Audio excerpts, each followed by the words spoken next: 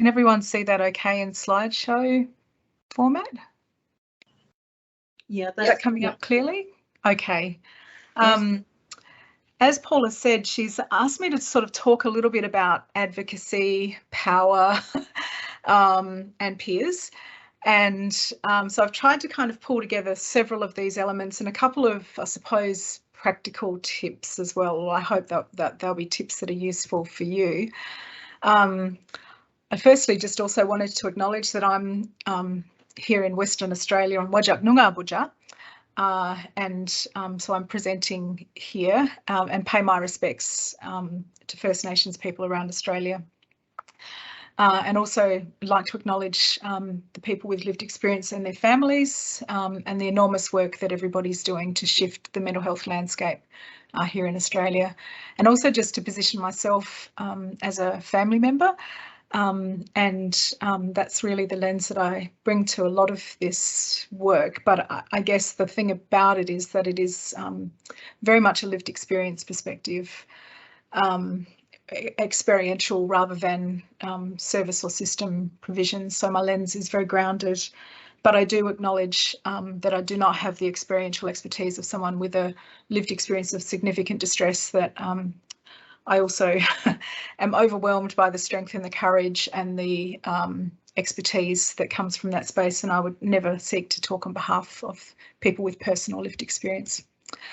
And I wanted to position today's talk very much in the reform process that we seem to find ourselves in Australia forever. You know, in some ways we do have what people in the change management business would call a burning platform. So we have lots of commissions and inquiries, and the narrative is very, very much around, you know, this is a crisis and we need to address it, and acknowledge that the work we're doing, therefore, in this environment we are change agents, essentially, as peers. But one of the things about change is that it's really, really, really hard to do. And so in some ways, as the lived experience workforce guidelines say, peers are change agents. But in making sure that we're change agents, I feel that we need a really strong framework to support us in this work, because we don't have an environment that is necessarily supportive of change, despite the rhetoric and the narratives. And one of the things that is missing very much from the Australian landscape is I think probably a shared understanding of what reform is, what the problems are, but also that you actually have to invest in change management and implementation. It actually fails most of the time, and to safeguard change, you actually need to invest in implementation and change management skills, and we haven't necessarily done that. And I think if we think about where we work as peers, some of us work in services, some of us work up the top in the research and the policy area, some of us work in academia, some of us work in policies and programs, but in all of that, there should ideally, in a change management or a reform environment, be something that helps us to take the new knowledge, to take new policies and programs, and to actually fund and implement them on the ground. And I think this is a major gap. And so I think that's why I'm kind of trying to really focus on building skills with people who are positioned as change agents, to understand that the environment's pretty tough. There's a lot of stuff missing in Australia that other countries do.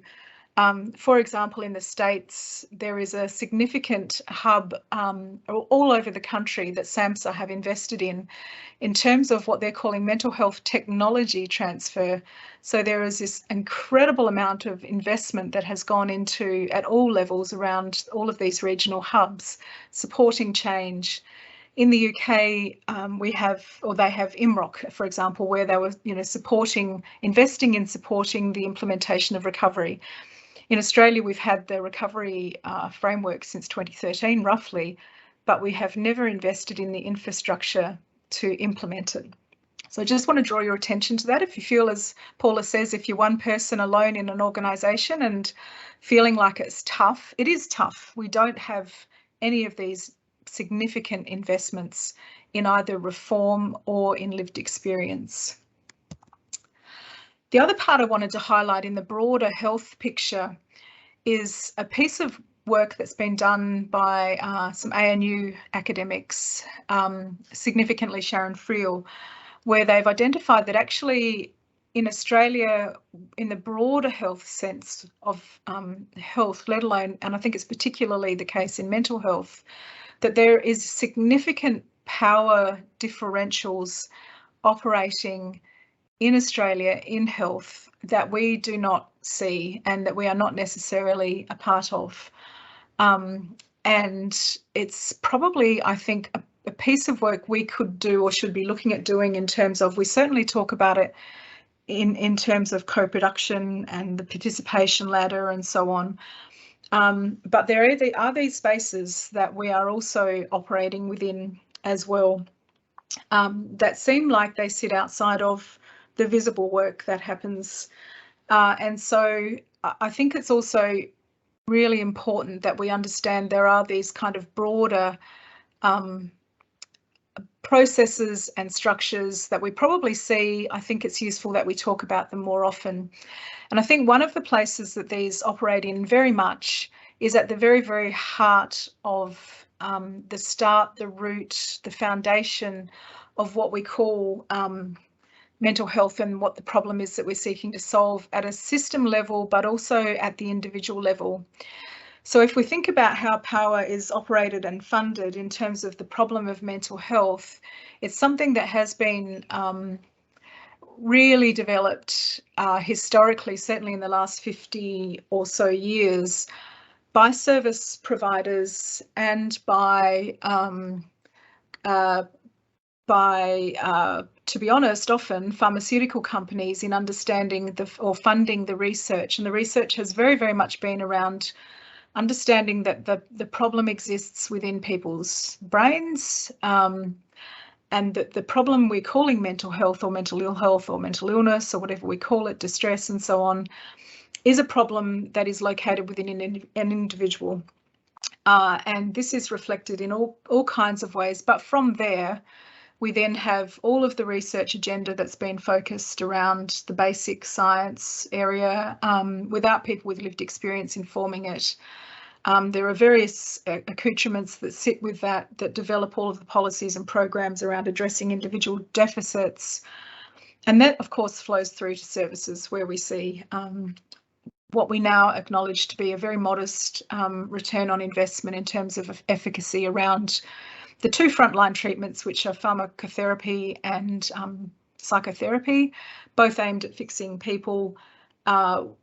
Once you start, and the epidemiological data indicates once you strip away things like publication bias and other elements, that it's actually much lower efficacy than we had previously thought. And I think that trend will probably continue as more and more people with lived experience start to assert their understandings of what is effective and what they actually would like as a response to distress.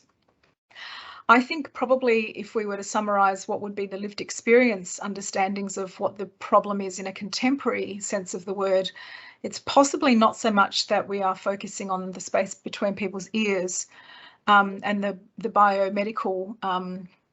biomedicalism, if you like, but that actually that's probably a hypothesis that has not been proven to be something that is reliable. It's now probably, I think most people now talk about trauma and they talk about the social determinants of mental health. Most people now are aware of the impact of what happens in our childhood, and actually there is probably more benefit in directing our attention towards addressing social determinants rather than health sector interventions. And so these are some of the conversations we're starting to have around actually what is the problem. Maybe it's not a chemical imbalance, maybe it's not disordered thinking, or whatever language we use, but actually it's the space between people within a power construct, whether it's interpersonal or structural or social, rather than the space between our ears. I think another unheard problem, just to kind of broaden out the lived experience conversation, is also that the impact of the failure of these hypotheses has meant that actually families are impacted reasonably significantly.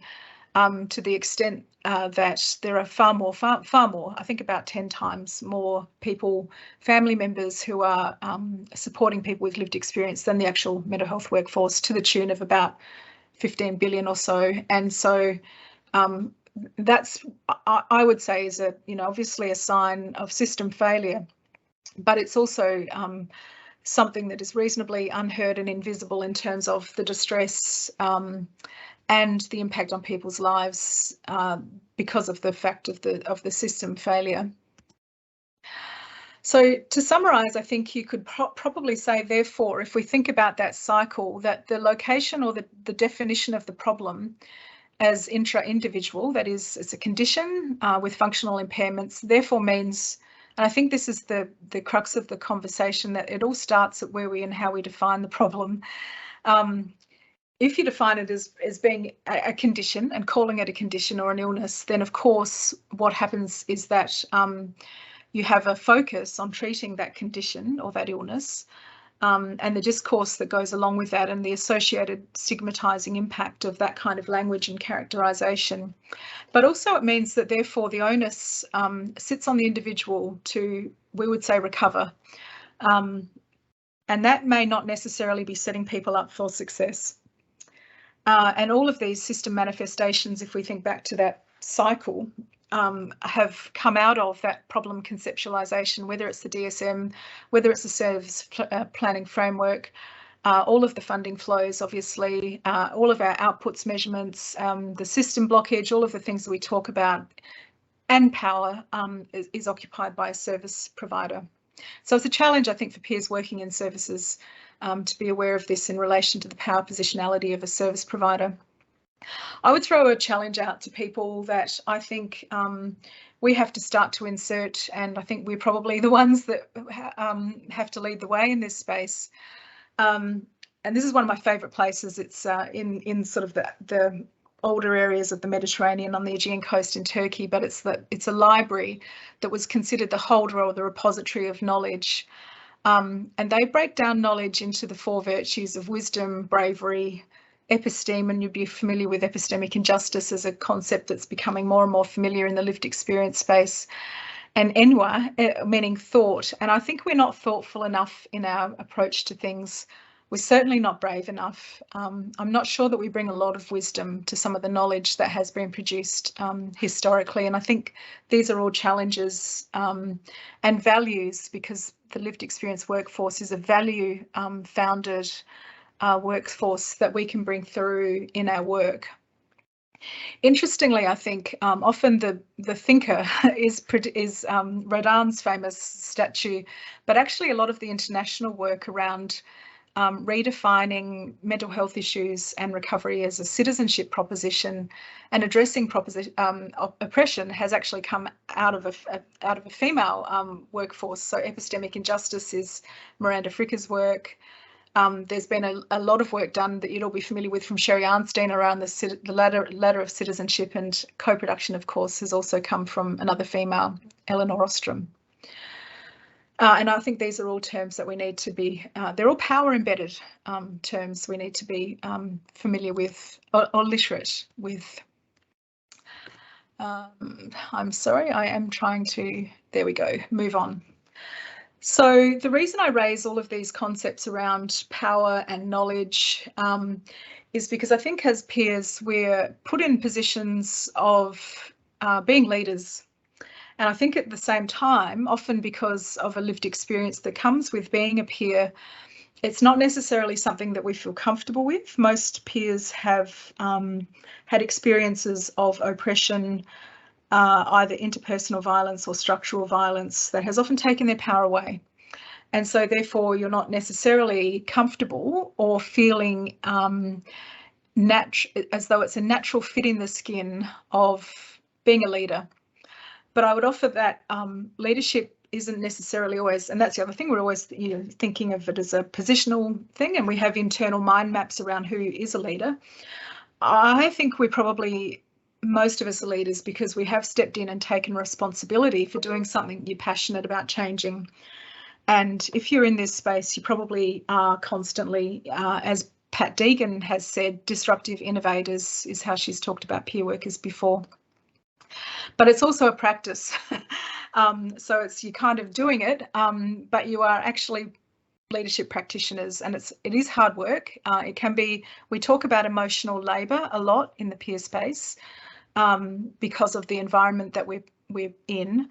But it, I think, also involves learning and reflection, and this is a practice that we can take on board. So I've kind of pulled together 3 very rough tools, and I do apologise, this is a pretty rough and ready presentation, but there are 3 things I think that are really important and useful and possibly practical in terms of exercising and practicing leadership in a powerful way.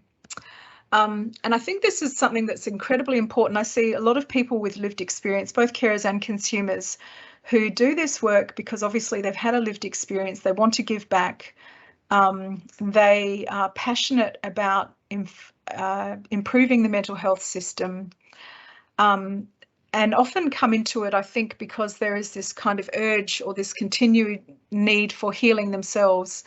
And I'm reasonably confident that if we are to practice from a lived experience, internalized lived experience perspective, as defined in the lived experience workforce guidelines, and we're working in situations where there is all of these structural and procedural power imbalances, that we're really, really sure and know ourselves and have done the work around understanding how power operates in your own life, and particularly your work life when you're coming up against power. So this is just one example, I think, of lived experience informed knowledge. It's offered as a service provision alternative to the DSM. It comes out of obviously the UK. Most of you will have heard of it before. It was co-produced with some people with lived experience. But it really does involve understanding how you respond to power even in your work today. So when you come up against something that you're looking to change, or you're coming up against something in the system that is making you feel like your stomach is churning and your heart is pounding, having some literacy and understanding from a trauma perspective, whether it's, you know, some of the work that Bessel van der Kolk has done around the body, keeping the score, or whether it's, you know, there's so many different understandings around trauma, but have you done your own work so that you can recognise when you're experiencing a power imbalance, and how do you take your power? How do you respond in the moment, but also more strategically as well? So there are many, many versions of lived experience understandings of power. I think, you know, even intentional peer support, open dialogue, the peer supported open dialogue, all of these, ECPR, all of these different measures, I think, involve some form of internal empowerment and re-understanding of how power is operated in your life. I think just to reinforce the importance of this, particularly as we move forward, I just pulled out from the National Lived Experience Workforce Development Guidelines what it is about the lived experience workforce that makes it effective and that it is unique. And these things come through over and over, that we are located as change agents. Mike Slade has often talked about, if we were to be serious about implementing recovery and preventing distress, we would probably not have a mental health system. We would all just become social agents of change. And so it's a strong element that comes through in the discipline of lived experience practitionership, that most people have an understanding of how power has operated in their lives.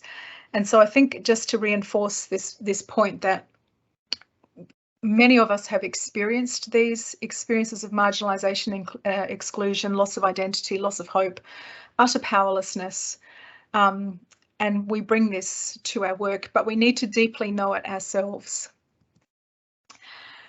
To reiterate again, this is a lovely saying, it comes out of the States: peers see what is strong, not what is wrong. So they see the invisible elements that have been operating and may continue to operate in people's lives. They know and see trauma. They know and see structural competency, which is not a term that's necessarily familiar in Australia as a workforce competency, but has emerged out of the States in particular around, as you can imagine, addressing the social determinants of health. Peers know and see relational recovery and understand the importance of relationships, but more importantly, in that deeper understanding of the word, that they see recovery as not sitting as an individual effort and the onus on the individual, but the onus on the social network and community. And peers know and see citizenship and the loss of citizenship that often happens as a response from mental health services, where at the time when you need a home and you need money and you need inclusion and belonging and dignity and being needed, most of those resources are stripped away from us. And so when I talk about citizenship in this sense, it's really some of the work that Yale University has been doing around understanding citizenship as rights, responsibilities, roles, resources, and so on. Most of those things tend to be stripped away from people at the moment within services. And that peers know and see at a very deep level the social determinants of mental health, which is why we talk about the need for a diversified peer workforce, because the element of resonance around the experience of those social determinants of health is incredibly important in building connectedness and hope. The second tool I want to talk about is something that I think for me has been useful when you're doing, I'm assuming that you might be working on a project of some kind, which often happens because we are in a change environment. There are many things that need changing.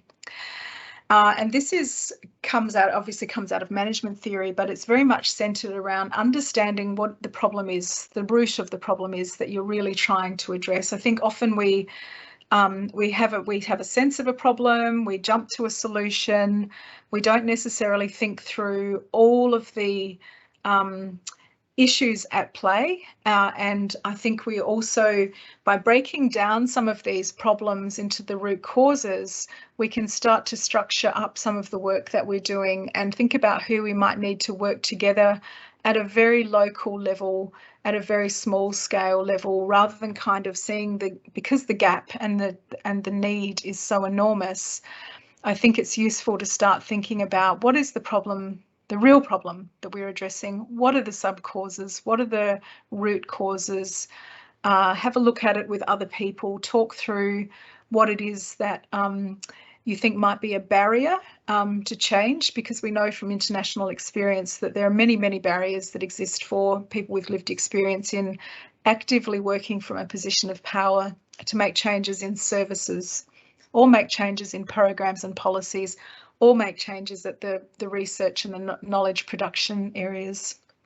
Or evaluation, for example, what we often come up against is something that just does not feel right, does not seem right, but is of course so embedded in all of those institutional power structures that it's really quite hard to contemplate how we can make a shift. So breaking it down, I think, can be quite useful.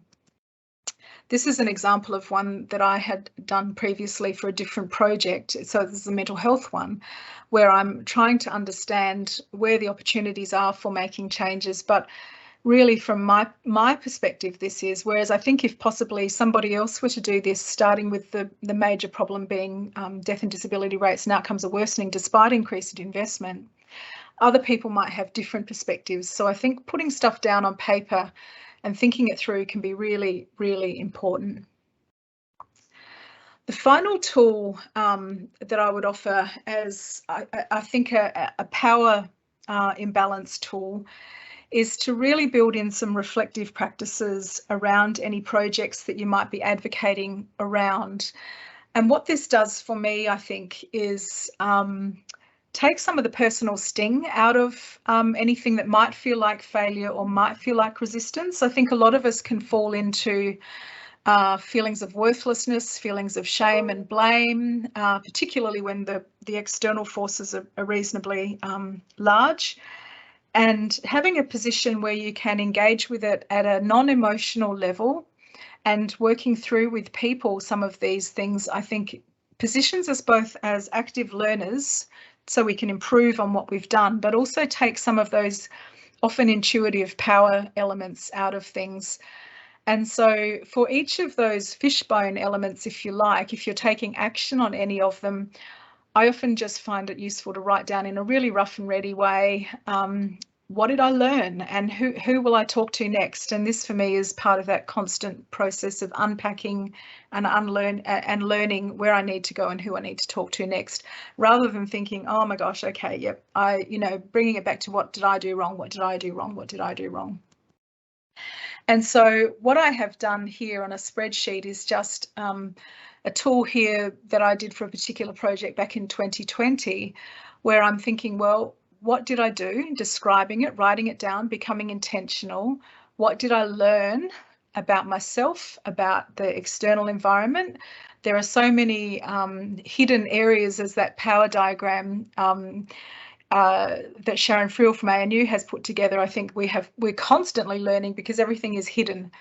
What am I struggling with? What's next? And then who am I going to engage with next? That's the fifth one. I can't get it to come up. Apologies for that. And so mapping people and who you are engaging with, I think is very, very useful as well. Sorry, I'm just going to move on to the next slide.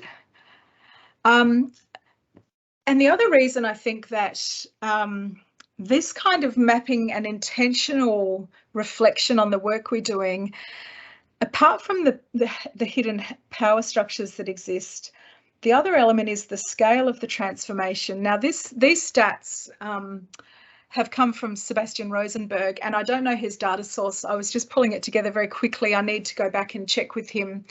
But he basically said that at the moment we have in the lived experience workforce 0.7 across Australia, and this will vary state to state, 0.7 of the current mental health frontline workforce are people with personal lived experience or consumer peer workers, and 0.25 are carers, and in some states it's much less than that. Mary O'Hagan is talking about by 2030 in Victoria this going up to 20%. So the scale and the recovery literature, and this is an example of it from Slade and O'Hagan quite a few years ago now, talks about even going up to something like 50% if we are to implement the kinds of recovery approaches and resource people accordingly. And this is around the whole cycle of problem formulation right down to right through to evaluation. So the scale of the transformation is enormous. The change gap is enormous, and in all of that, of course, we have a policy environment that talks about recovery and person-centred lived experience knowledge at the centre. But as I said earlier, we don't have those infrastructure implementation funded initiatives to support some of this work. As an example, I think of the things that we don't even realise are missing and the scale of the work that needs to be done. This is something that we're working on in Western Australia, is what does it mean to have lived experience outcome indicators as part of the work that we do? So probably most people would take for granted, I think, the current tools and measurement frameworks that we work with. They are, of course, predicated on a different set of knowledge. And so even something as what might seem as small and as probably not as surfaced as a lot of the other kinds of peer works, something like this is probably a 3 to 5 year project with an incredible amount of resources involved in it. If you think about what exists at the moment that we're all probably using without much thought. Just to give you a taste of the landscape ahead as well, and some of the things that will help in this journey of advocacy and peer support, is a very recent publication. You'll see Mike Slade there. He turns up very often in some of this work. This was a significant international peer support intention, RCT, that was done very recently.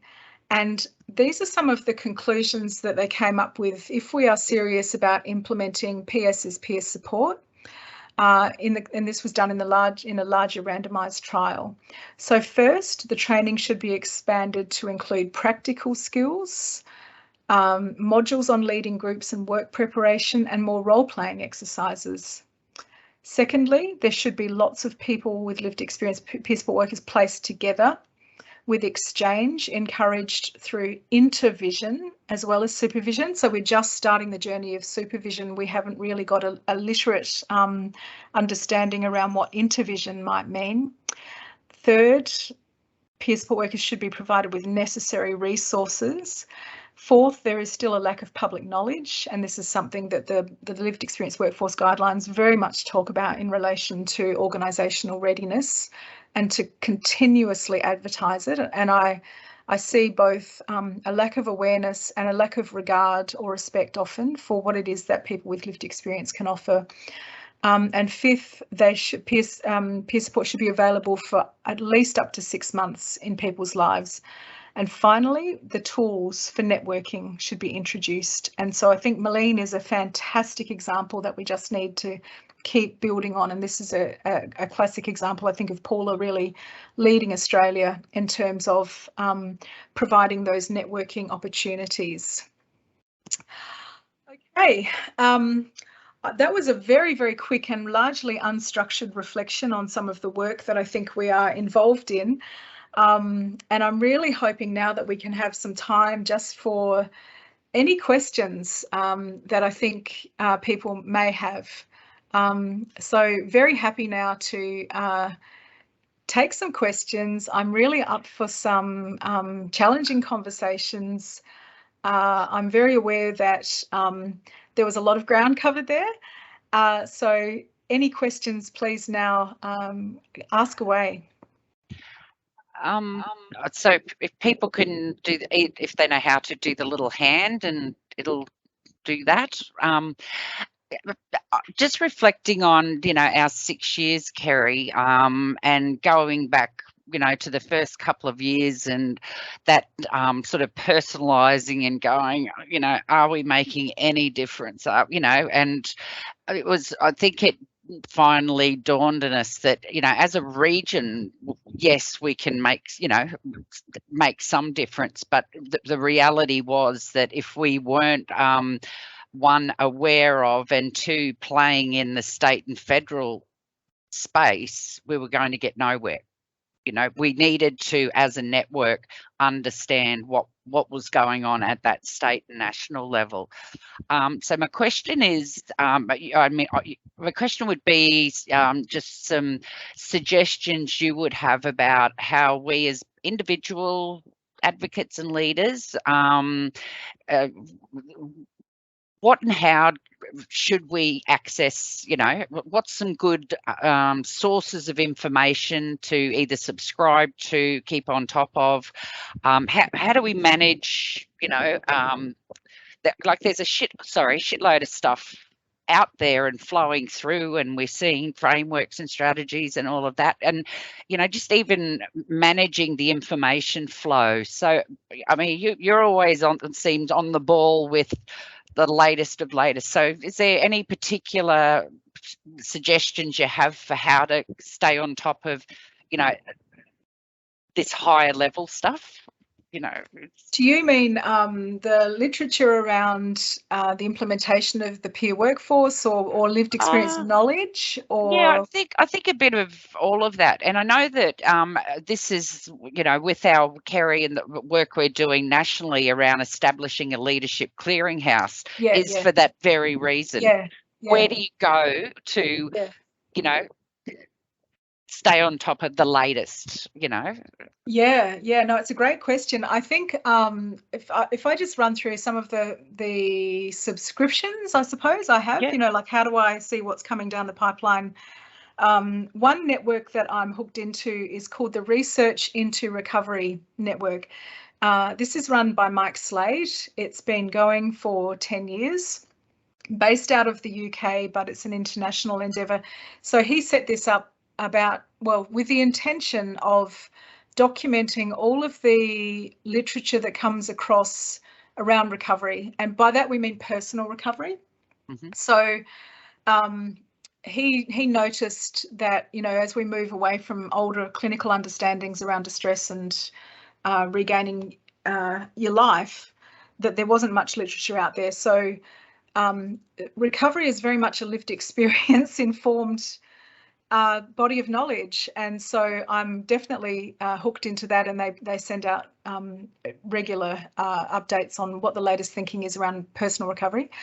The other place I watch pretty closely is the Yale University work that Larry Davidson has been leading around citizenship, and so Michael Rowe in particular and Larry Davidson have been and interestingly, when I was in London a couple of years ago, I went to the 10th anniversary of the Research into Recovery presentation, and Mike gave, recovery colleges and all of the other examples around the world.